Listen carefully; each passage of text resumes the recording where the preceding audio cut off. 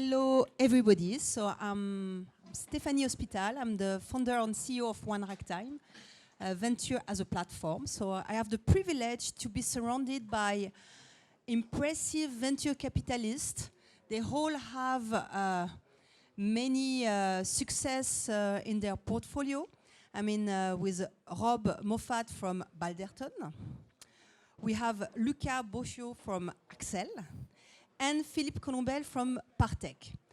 I guess that you all know Balderton, Accel, and Partech, but I will ask you three to pitch in 30 seconds your fund and why you should be investing in which topic. So 30-second elevator pitch. Who start? Okay, so 30 seconds. I'm Rob, I'm a partner at Balderton. We are the most active Series A investor in Europe. Some research on that last year. And we want to be the best VC for European entrepreneurs raising Series A. And we believe we can do that because we have, in our 7 partners, we have 2 founders of billion-dollar software businesses, 3 of us from big tech, and also a fantastic portfolio. And in fintech, people like Revolut, Go Cardless, Zego, Comply Advantage, Nutmeg, Prodigy Finance, and many others. Right. Luca from Accel.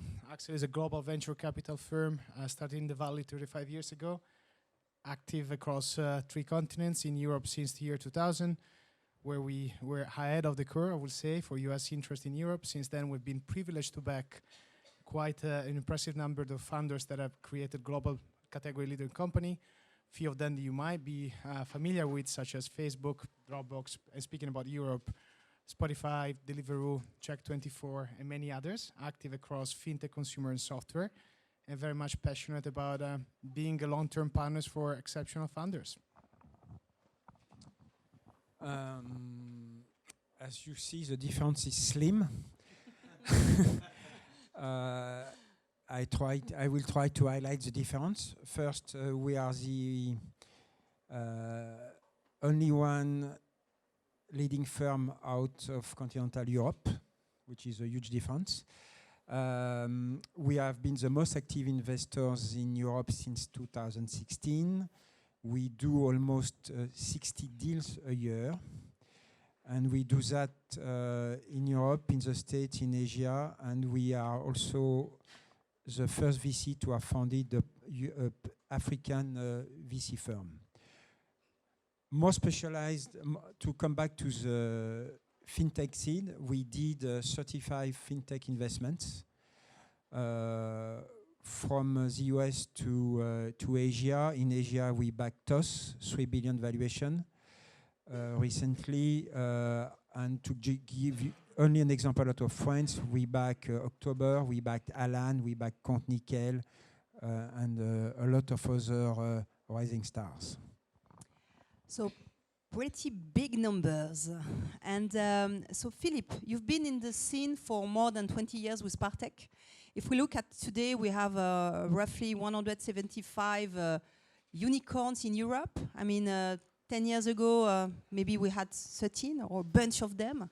So what has changed in 10 years and why are you still optimistic in the unicorn capability for Europe? Everything had changed. First, the quality of the founders and market adoption as well, because we have better funders with faster adoption. Competition among the VCs. These guys are very good. That means it creates quality. It creates quality. Competition is always good for the market. Availability of capital, it's a huge change. In Europe 10 years ago, to raise 40 million was impossible.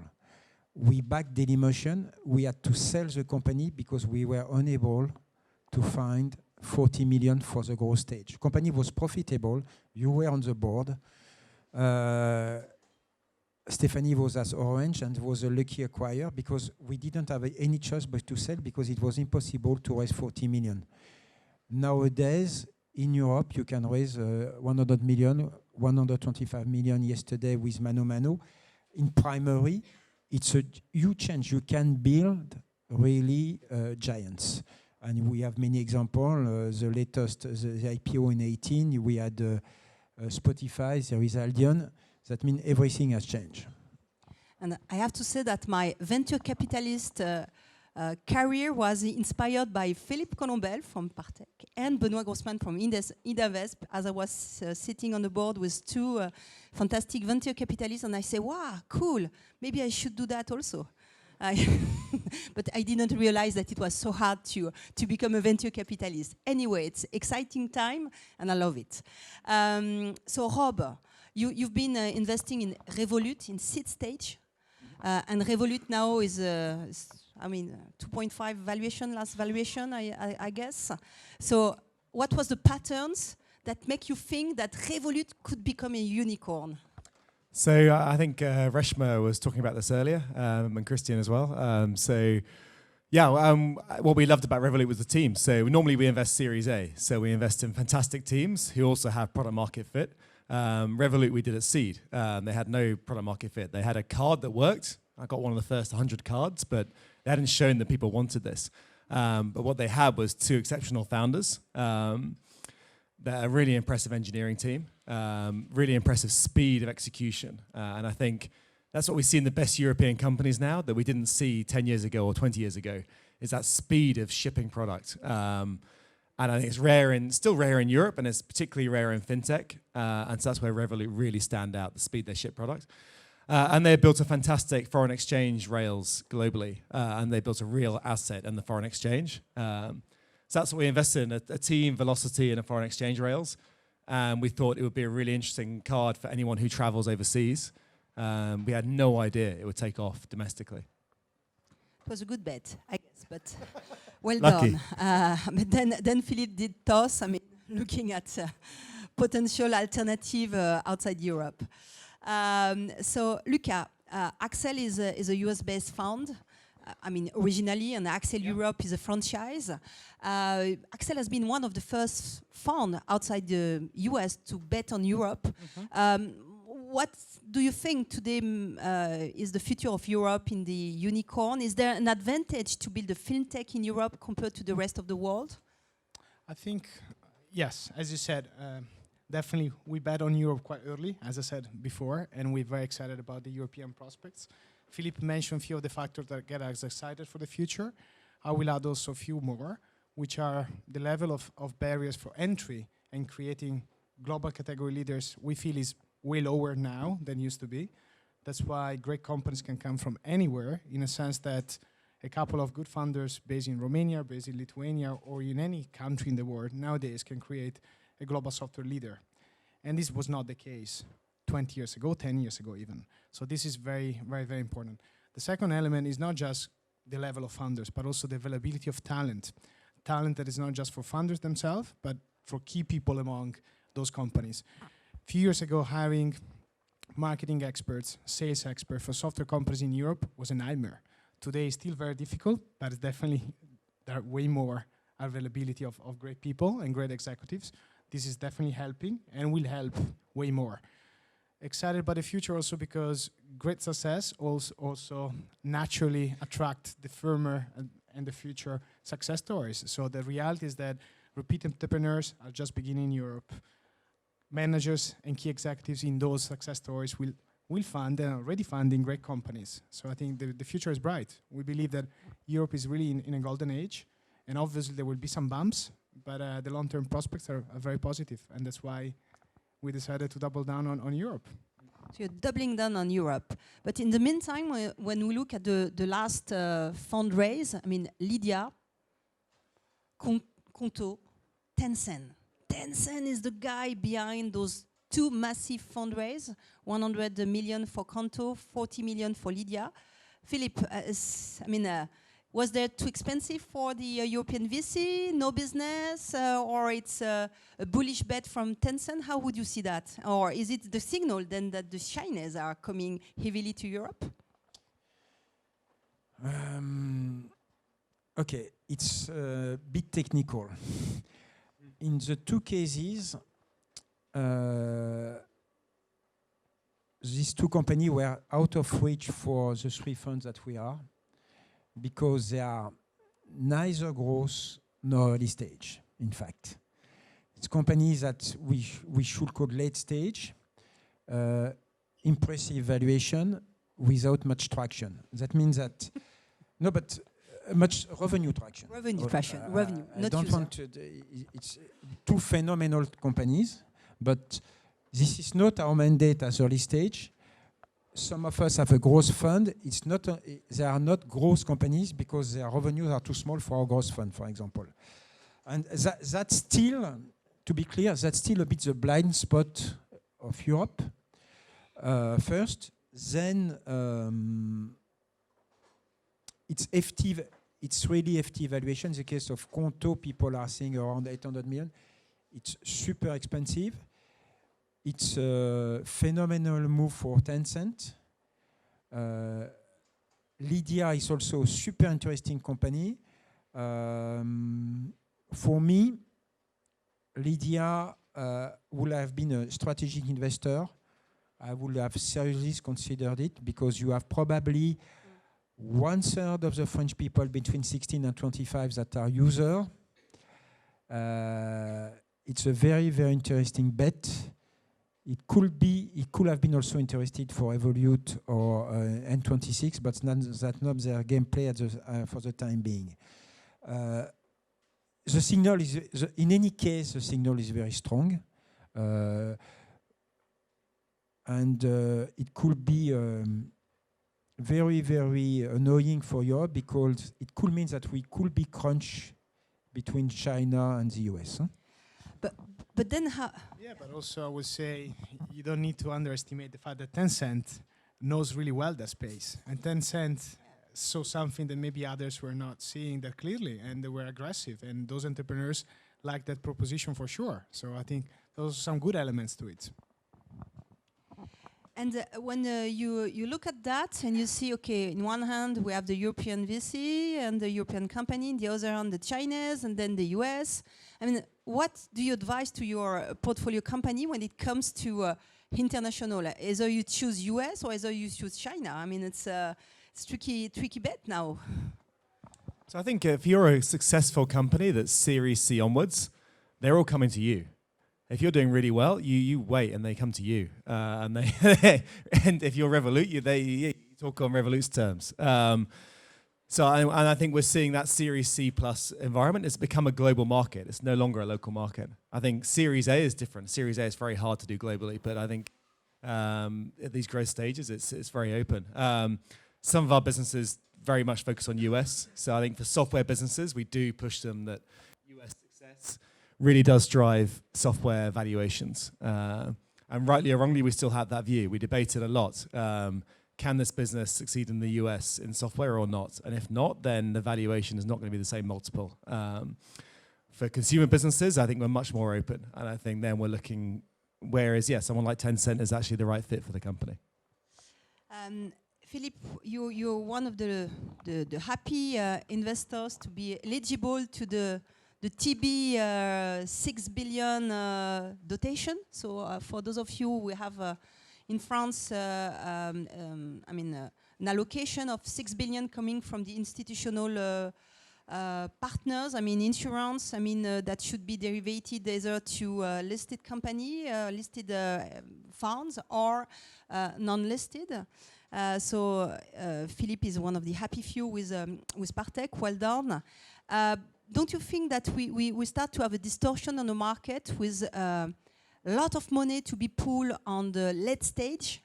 You can say, okay, Tencent is investing into Lydia and Conto because nobody is able to do it because we were not technically, but this year you're going to be technically ready because this is the mandate you have. I think there are still very, very few growth investors. Just to clarify, it's not at all early stage, it's growth companies. We are early stage investors. Some of my partners at Partech are growth investors, and we are speaking specifically of the growth segment to clarify for the audience. For the Unico. It's a balance. It's a balance. I think when you look at the seed scene in Europe, it's pretty well funded. There are fewer rounds, better funded, as we all said, better quality founders. I think it's working pretty well. Series A, you have probably 25 or 30 good funds in Europe. I think for the first time, we can say that the ecosystem is well equipped. In fintech specifically, what is interesting is that you have a European way, and I want to insist on it. Revolut was possible in Europe and probably impossible in the States because nobody cares about foreign exchange. It's very smart founders transforming a disadvantage into a competitive advantage for a specific market. And I think we will see more and more of that. Alan is revolutionizing the health insurance market in France. There was a market cap. There is a fantastic founders that saw the opportunity, and we need money to make it happen. That means to create even more unicorns. Yeah, I mean, we're on a good track for that. So France, Germany is starting to be very well funded in terms of growth. And what about the UK? You're based in London, the two of you. So how do you see that? I mean, would you advise a founder to start his company in the UK now? Is it a good place, or come to France? I think remains a great place, but we are not advising founders to start a business in a particular place.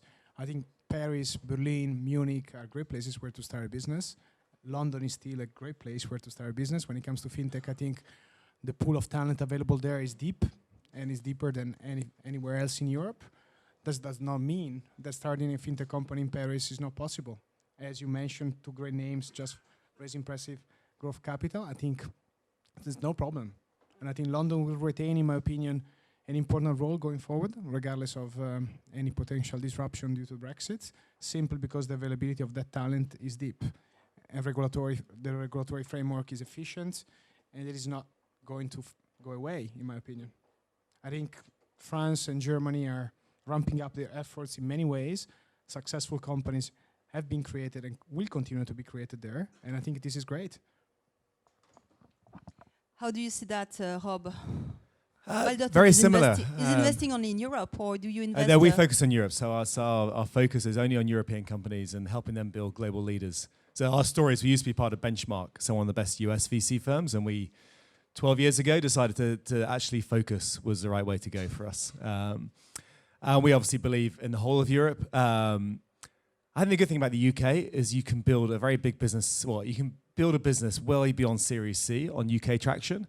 At that point, you can absolutely set up a European entity. So I think while passporting was a lovely thing and a great thing to have, you can absolutely, if you're a Go Cardless or you're Revolut or anyone of that scale or a Zego, you can easily set up your European operations, and it's not that much of an obstacle. I think the challenge will be hiring, and I think what that does to hiring for companies in London long term is not helpful. So more money, more talents, more talented founders. But who is acquiring today or nice unicorns or so-called unicorns? And I remind you that to become a unicorn, you need at some point to have a 1 billion valuation. So it means that someone needs to pay you 1 billion. So who is going to buy? So we were discussing this beforehand. So I think you look at Visa in the US buying Plaid for $5 billion. Completely makes sense. That's 1% of Visa's market cap to buy out a potential threat. You start to apply those economics to Europe. 1% of market cap for most European banks is less than $1 billion, way less than $1 billion. And so they can't do this. They can't take that kind of bet. Yeah, maybe if they're willing to bet 10% of their market cap, they can start to buy companies for $1 billion.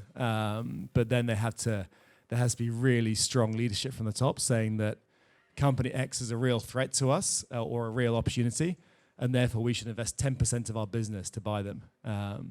So we haven't really seen a lot of that in Europe. We've seen some pretty small buys. I think it will be very interesting to watch over the coming years how the banks and insurers, and insurance, there are some European companies who have big enough market caps so they can do some really meaningful acquisition. So far, they've shown no willingness to, but that will be interesting to watch. Now, how do you see the evolution, Philippe, of the private equity going to the venture world? I mean, do you believe in big tech build-up and LBO or whatever? No, I think what Rob said is very true. That means few potential acquirers from, let's say, the very large cap, the very large financial caps in Europe. Aldian is a good example of an IPO route. Yeah, very But nice. it's Euronext. Very, very nice. 30 billion valuation, more than SocGen. Just to give you a perspective, the second element is probably private equity. We did a very nice operation with CVC recently at Partech with Ecovadis. That's certainly a route for the future. Consolidation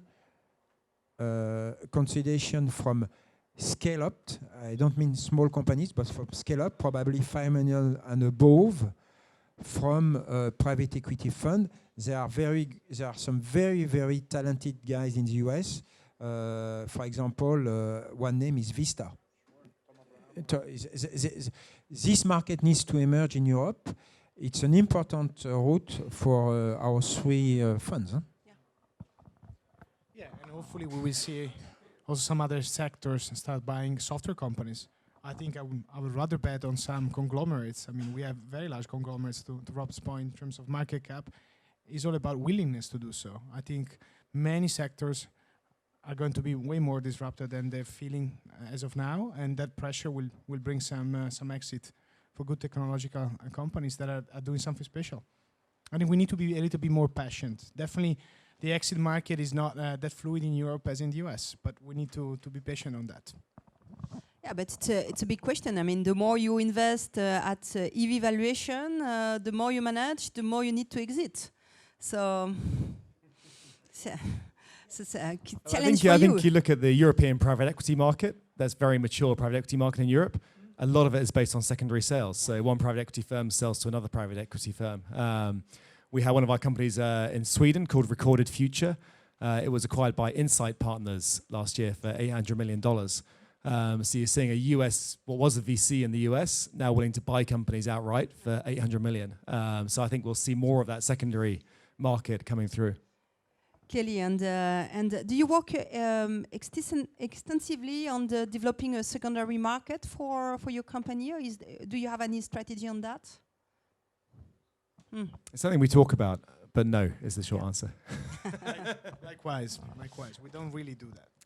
Okay, so payment, neobank, insurtech. What is the next bet for you in the fintech, insurtech sector? I think this is an argument that both Rob and I likes a lot. I think insurtech is definitely an area of interest for us. I think fundamentally we are very much attracted by the fact that it's a massive industry that has been innovating super slowly in the last few decades. Consumers are looking for better products, innovation, but also not just innovation, better products, but also more efficient distribution and really brands at the end of the day. I think it's a wide open market for that on one side. On the other side, also SME and B2B insurance is a completely greenfield opportunity. Europe has historically great heritage in terms of talent and knowledge and great resources. So I think the time is right for that. And that's why we made our few investments already in the space. We're looking for the next ones because we feel that from that capacity, Europe should be producing quite potential global category leaders. If you look at more capitalized insurance companies globally, actually Europe is leading the world. Allianz, AXA, and Generali are very large businesses and has been historic and has been very old. If you look fundamentally, no new insurance company at scale had been created. Philippe mentioned about Alan. If I'm not mistaken, Alan, in the last 30 years was the only new insurance company created in France. That tells you a lot, right? And you made a bet yourself with Luko. Yes, which is called Exali, which is not yet an insurance company. It is an MGA, but we're very much excited about for the reason that I explained. Consumers are looking for new solutions. If you have the right product, the right consumer experience, innovation in terms of not just the way that you underwrite a policy and not just the way that you consume a potential claim, but with the circle of what can come next of additional services, I think this is a unique value add that no traditional insurance are able to follow. Can we scale in Europe without a fintech, without a deep collaboration with a corporate? I mean, we have a nice example with Count Nickel, acquired by BNP. I mean, Adyen, has been managing thousands of customers. So what is the key success? I mean, do you to compete in the fintech world, do you need to work with corporate? There is no short answer. It depends. It depends. I think it depends on the market you are addressing.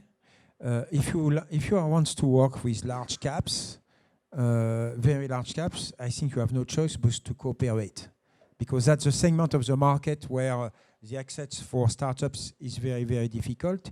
If you are Luko or Evolute, you don't need to cooperate, and cooperation will be very, very, very, very tough at the beginning because of the bank insurance market. Most of the banks have diversified into insurance. Very tough for Luko to find a banking partner that has not an insurance arm, and there is a huge market. There is a need for new brands. On the contrary, on the very, very large corps, if I take the case of Cantox, we are scaling up the company. At one stage, if we want to address the CAC 40 and the FTSE, we need to cooperate with a large bank. There is no clear answer on that. Depends. So I agree with all that, apart from the insurance side, where I think you have to cooperate with insurers.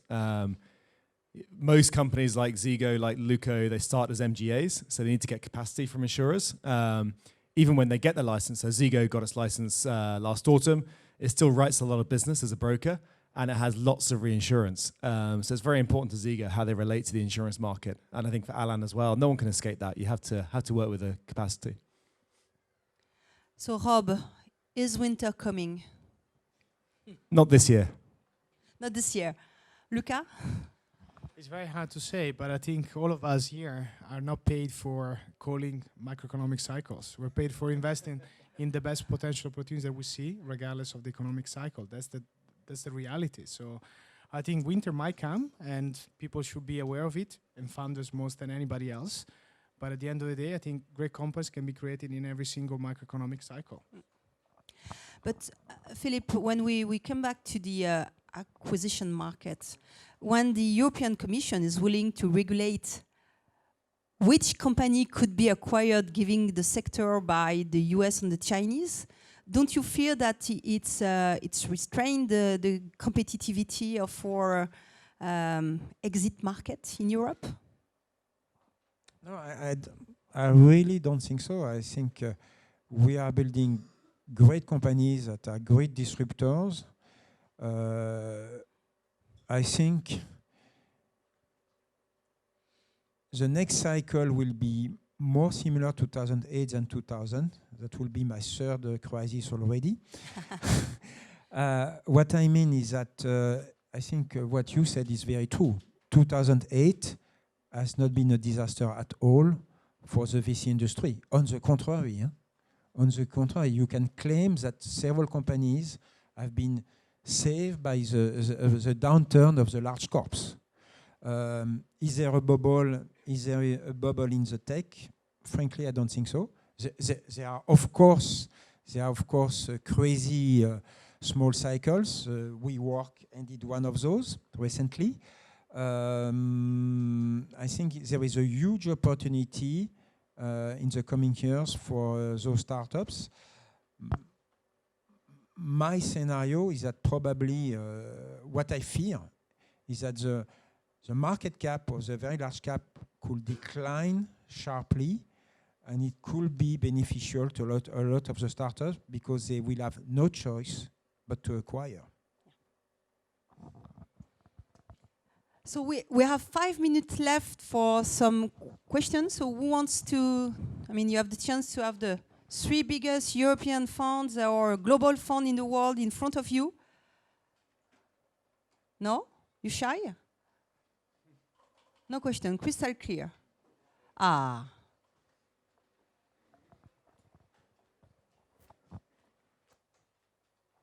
Hi, my name is Richard. My question is derived from a number of conversations I've had with other VCs, and I've been in the IT business. And some of them have said to me, Richard, companies we thought were going to succeed failed. Companies that we thought they didn't have a chance succeeded. How much of this model plays in the back of your minds? Do you sometimes do investments and say, look, we're going to take 10, almost like hedging bets, which we think are more or less may succeed, may not succeed, but we're thinking that a few of them would succeed. How much of this concept is now working, or do you always focus on what you really believe will work and will not work, depending on that? So I'm just asking which way you play this game. So we invest in 25 or 30 companies in a fund, and we know the way our funds work. One or two of those companies will be what drives most of our returns. But I don't think we can go into an investment thinking that. We have to be, it has to be at least a few of us, of our 7 partners, a few of us have to say, this is the one. You have to have that belief that this is the one company that can really make it. If your investment thesis is, we sort of like this sector and we want to invest in a lot of companies in this sector, I don't think that works. I think you end up investing in mediocre companies. Yeah, couldn't agree more. And I think the reality is that when we are making investments, we are somehow bullish on that opportunity. Obviously, not every single company can be a straight line, and success doesn't come for free. So it is a journey. Our investment cycles are 8 to 10 years. So throughout those 8 to 10 years, companies can pivot, can improve, unfortunately can go bust. And some of them will be successful, some other might not. But we cannot call the shots at day one. And, in fact, we are paid to make mistakes. But when we are right, as Rob said, we need to be very right. And that's super important, that we are probably more often wrong than right, but sometimes we need to be very, very right. First point. The second element is that it's very important. It's very important to have a really strong ecosystem. You need to have a lot of very good funds, because we don't see the same things at the same time in every company. And sometimes at the partner discussion, some of us are very bullish, and for the same companies, very experienced partners say it doesn't work. And that's a tough case. But in my experience, that's very often the best companies. Huh? That means even within a partnership, disagreement is fine. Huh? One last question from... I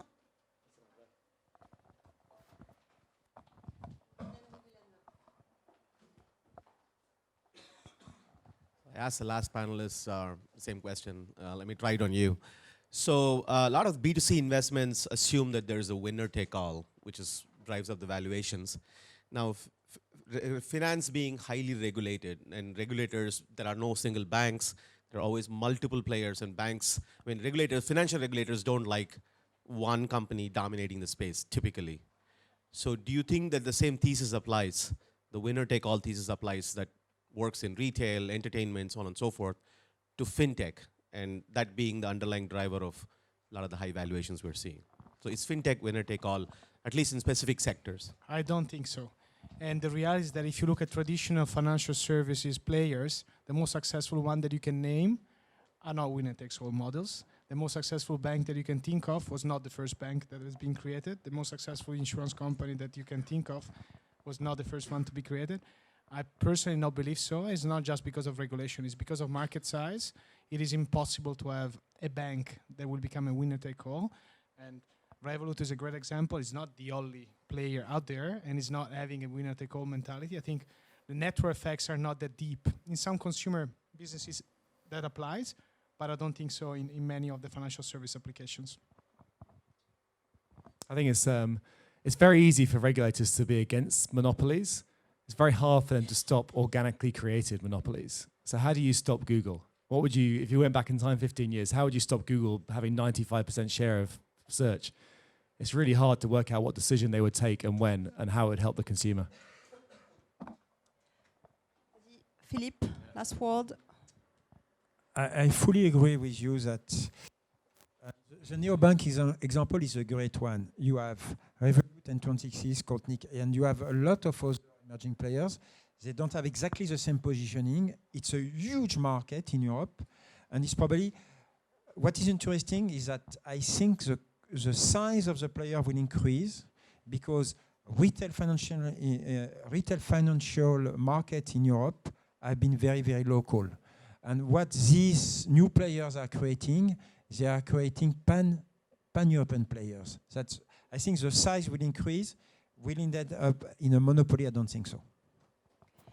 Wonderful. So we thanks for this great panel. So you've seen, I mean, with venture capitalists like Rob, Luca, and Philippe, you can be in good hands. And it's something I've learned with Philippe is that he's always fighting for his entrepreneurs, and this is the first quality you ask from VCs, that you need to be behind your company because it's a tough journey, but it's rewarding. Thanks to all, and the floor is yours.